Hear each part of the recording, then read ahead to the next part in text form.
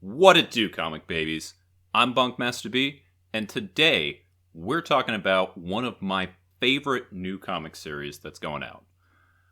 This is me putting up the bat signal, putting it right out there. This series is coming out. This series is great. It's only 2 issues in, and I think this needs more eyes. So instead of burying the lead and kind of jumping around like I normally do, I'm just going to come right out and say it. I'm talking today about Swan Songs by W. Maxwell Prince and a rotating cast of artists. You may be familiar with W. Maxwell Prince's work in Ice Cream Man, which you can always see, wrong shoulder, there we go, in that page right behind me from Ice Cream Man 24 that he does with Martin Morazzo. That same creative team also did the recent Art Brut miniseries that was previously released as the Electric Sublime. I'm really hoping that with that re-release they did, that it's going to turn into a regular series that's going on.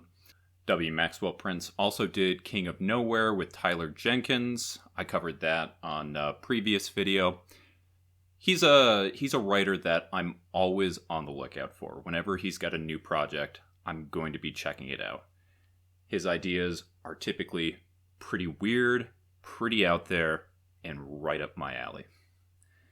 So, Swan Songs is a 5-issue miniseries about exactly that.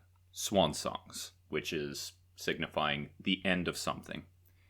And they're all standalone issues, they're all anthologies. Unlike Ice Cream Man, it doesn't seem like they kind of touch one another. It's all very standalone. And it's about the end of a different thing.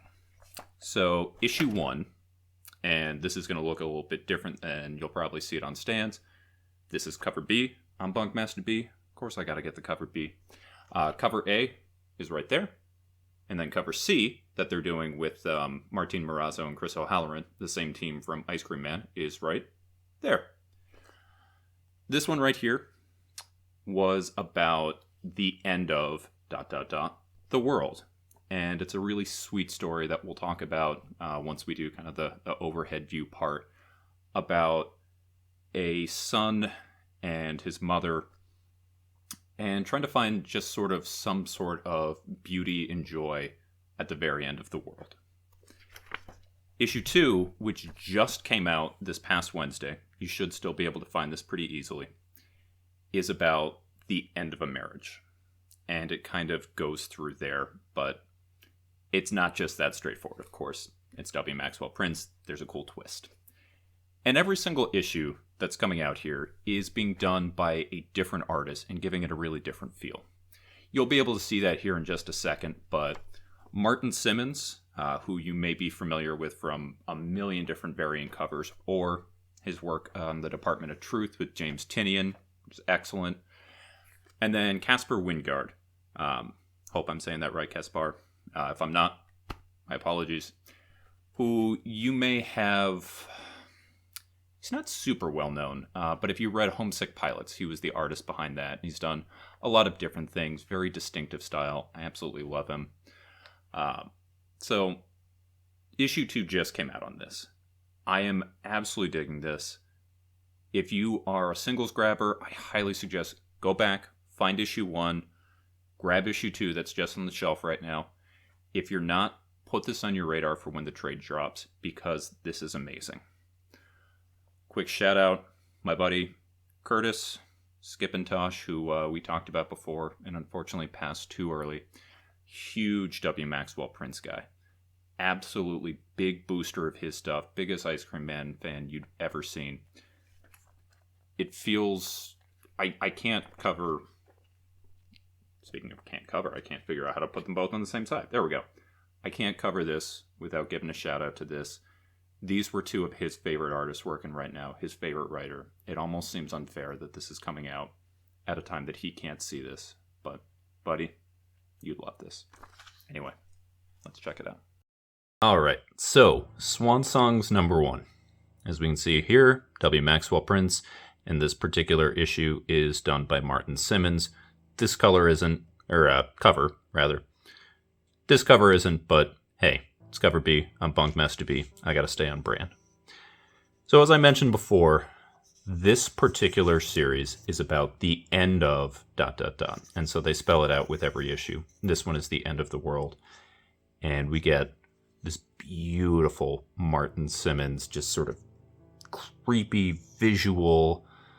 I can't say enough about his particular art style. And I've said before, I'm kind of a sucker for that sort of colored pencil aesthetic. And I don't know what actual medium he uses, but I adore his coloring choices.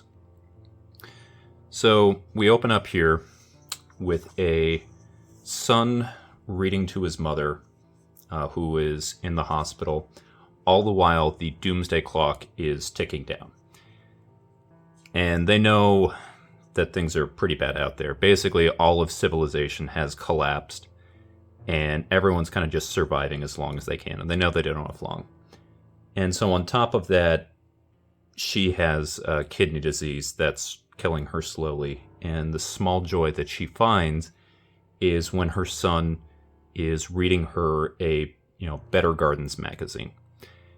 And so even though there's not really a way to do it anymore, he's reading her these tips about how to, get better flower yield, the fertilizers, how to, keep cut flowers longer. And he reads her the last one that they have. And, again, everyone loves surprise tulips, and you just see that sort of peace on her face there. And this whole story is about her son going out to try and find the last issue that was ever made of Better Gardens. He thinks he has a beat on it from a friend who had told him a while ago that he had this, and it's about him having to brave the outside world to go ahead and find that. She's telling him no. I'm fine. It's fine. Just tired is all. But as we see the doomsday clock tick down, the last thing that he wants to do for his mother is give her this small moment of peace. And it wouldn't be a W. Maxwell Prince story if we didn't have these just sort of absurdist funny things. We have the elevator being broken out of order on account of end times. He's going through here, and we just see sort of how bad it is as he's navigating these particular situations.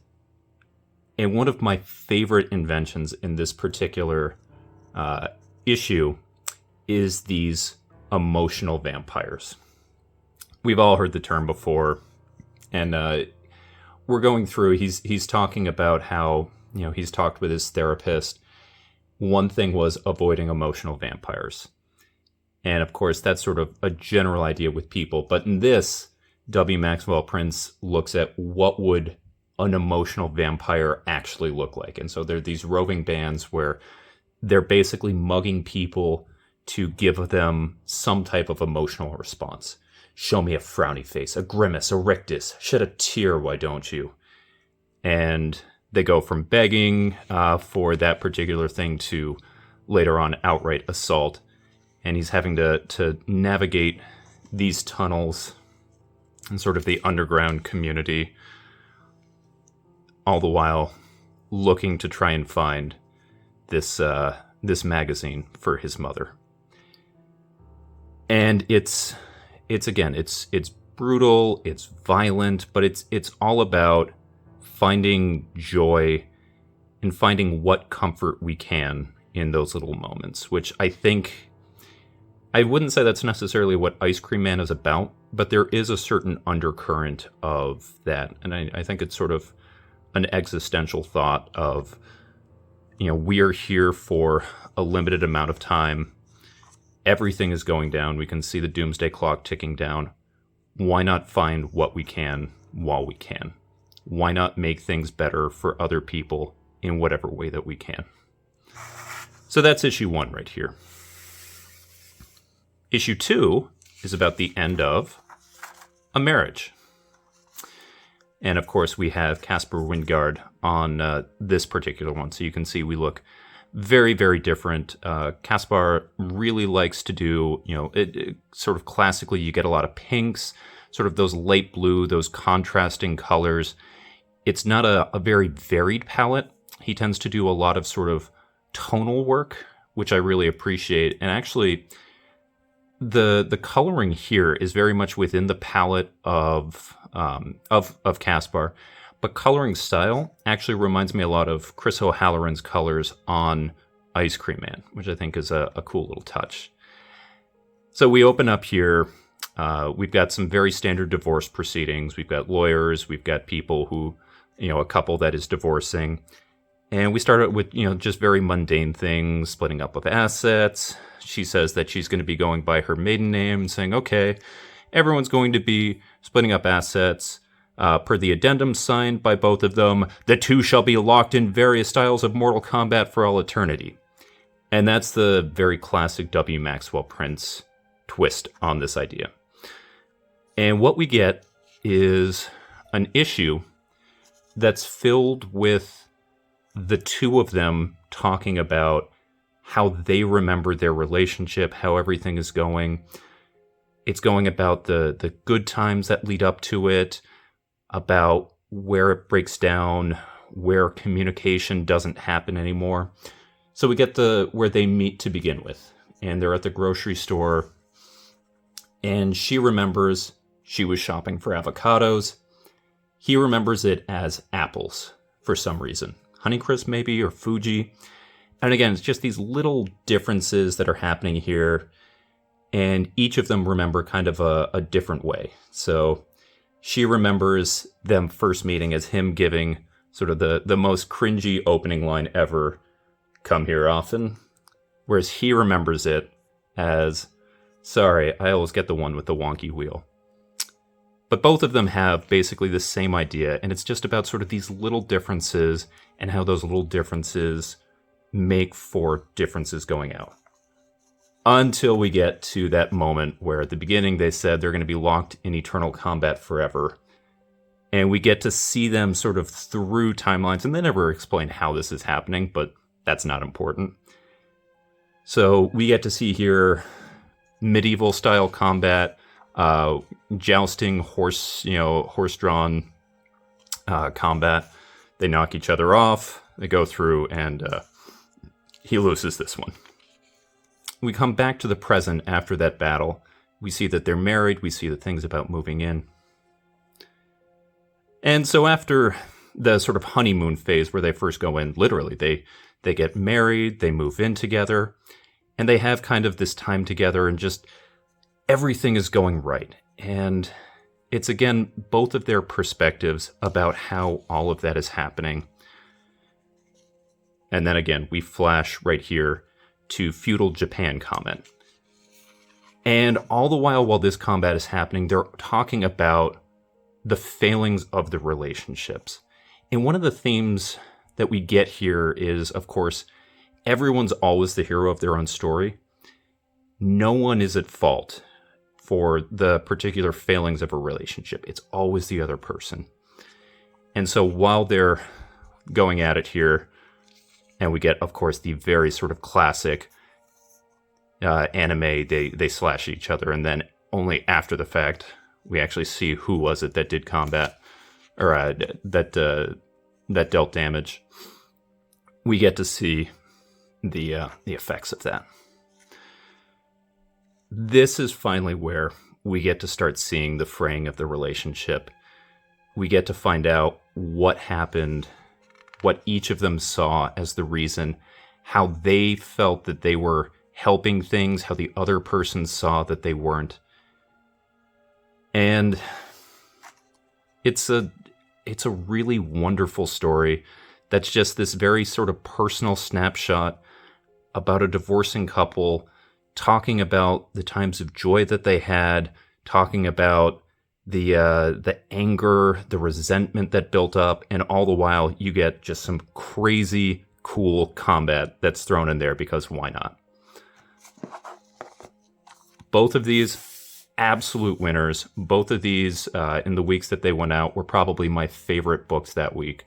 I cannot recommend this one enough. Please do yourself a favor, check it out. And that brings us to this video's Swan Song. Did I make this whole video just so I could make that stupid joke? No, actually I didn't. It was a happy accident. But this is a series I absolutely adore. It's really different than kind of everything else that's going out there, and I really think that if this even sounds remotely interesting to you out there, if you've been a fan of his work on, W. Maxwell Prince, of course, on Ice Cream Man, on any of the other titles, you gotta check this one out. Grab the last 2 issues, wait until trade. Doesn't matter. Just make sure you're reading it. But I want to hear from you. Does this sound like something that you'd be interested in? Are you an Ice Cream Man fan?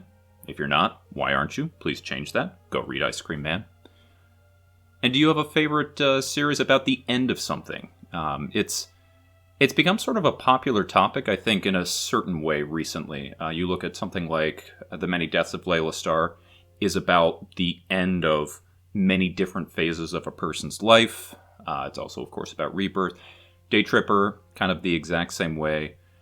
A lot of different comics about the end. In fact, somewhere over here, I have a book that is literally called The End, and it chronicles the end of the life of the writer and artist's partner, and sort of what that was like going through. So, beginnings and ends, both really popular for stories.